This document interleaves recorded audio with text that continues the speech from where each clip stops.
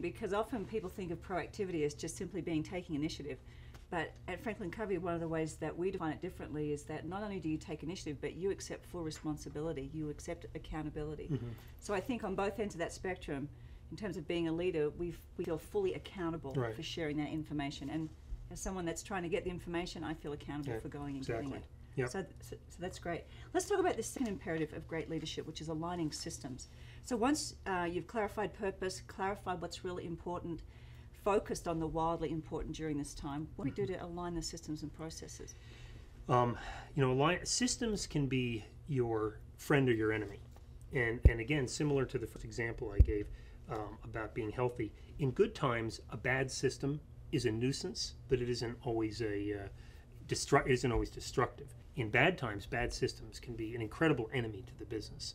And so I think during a turbulent time, one of the most important things you can do is to identify those most important systems that run your company, the processes of execution, of evaluation of employees, of things that are order entry, whatever's most important in your business, and assure that those things are running well.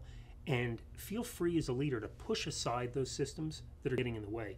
There's a great story. It's dramatized, but it's based on truth from the Apollo 13 movie, if you remember in Apollo 13, where the astronauts are sick and tired of having these monitors being having their health read by the doctor down in Houston.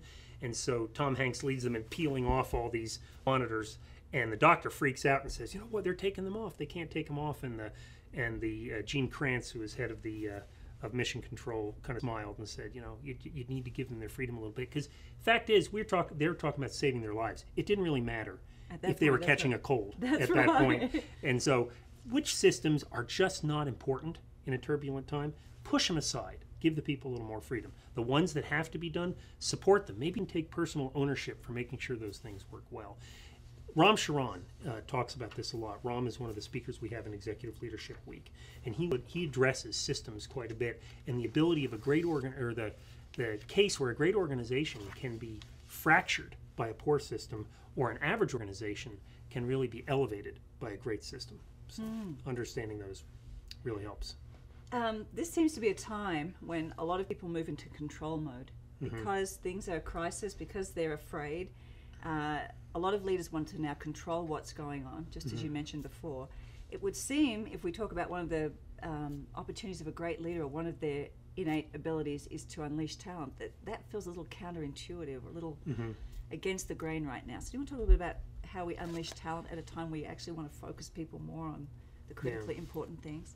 That's a great comment, because that's exactly what people do feel. I'd said that sometimes we have this misconception that martial law is the answer to a problem like this, and we pull back on those freedoms and we give people marching orders. It's exactly the wrong thing to do. Why is that the case? Because the answers to the problems you face, at least many of them, lie in the workforce out there. Unleashing talent begins with something we already talked about a little bit, which is communicating to them, letting them know the situation. But then once you've done that, engage them. Tell them about the problem and ask them for their help. And some might say, well, that's just politically good to do because it keeps the people engaged. Well, it is politically good to do. But frankly, I would be shocked if a leader didn't get at least 2 or 3 fabulous ideas they had never thought of. One of my favorite stories about unleashing talent comes from a man named Peter Schutz, who in the 70s left Detroit as a diesel engineer to become the CEO of Porsche. And Porsche at the time was in crisis. Porsche was losing money hand over fist. The quality of their automobiles, if anybody out there ever owned a Porsche built in the 70s, they would know, had dropped dramatically. They weren't winning races anywhere, and the morale at Porsche was just in the gutter. And so Peter Schutz came in, completely mistrusted, a diesel engineer from Detroit. And he came in and he went to Porsche's leading research facility, engineering facility, and he pulled all people together and he said, what is success at Porsche? What does winning mean? They said, well, winning for us means winning races. And he says, well, are we winning races? And the answer was no. He said, well, what's the most important race we can win? They said, well, Le Mans in France is the most important race. When is it? It's 62 days from now. And he said, well, let's talk about winning Le Mans. And everybody kind of guffawed and said, Mr. Schutz, you don't understand. Yeah, you don't understand. First of all, we've been cost cutting for years. We don't have leading edge technology in our automobiles anymore. Secondly, racing is expensive. We cut back those expenses. We're going to be running 2 little Porsche 924 turbos in this race, and they'll do well in their class, but they couldn't come close to winning. And third, the spirit of the people just isn't there. And he said, you know what? This meeting is adjourned. Tomorrow morning, I would like anybody to come back to this meeting at this time who's interested in winning Le Mans. And he adjourned the meeting. Well, what happened? First of all, a lot of people thought this crazy, diesel engineer. Yeah, right, exactly. Yeah, it'll pass. Yeah. And they'll fire him in a few weeks anyway, so let's not all get worked up over this. But a few engineers took the challenge. And the next morning, a few of these guys came in and they said, we've been thinking.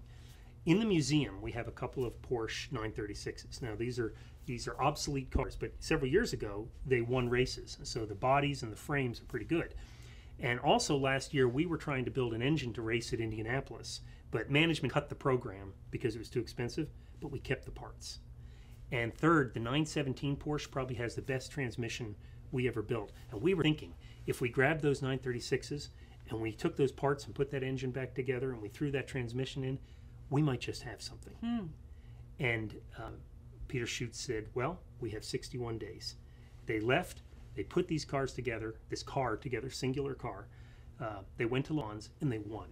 Wow. And for the next 7 years, they won Le Mans, frequently winning more than just first, sometimes second and third.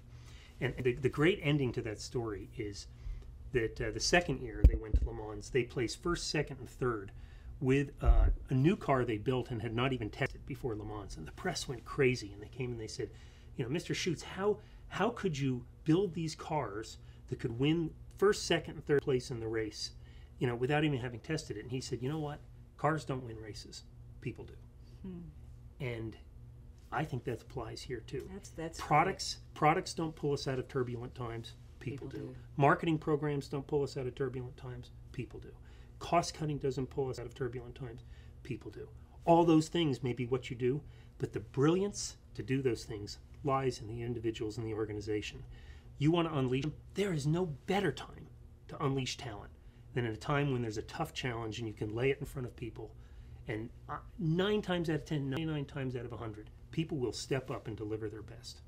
It's interesting just even listening to you tell that story, Bill. It's just the passion, just the excitement telling the story. You can only imagine being there and just really, just feeling people's excitement and passion about doing this.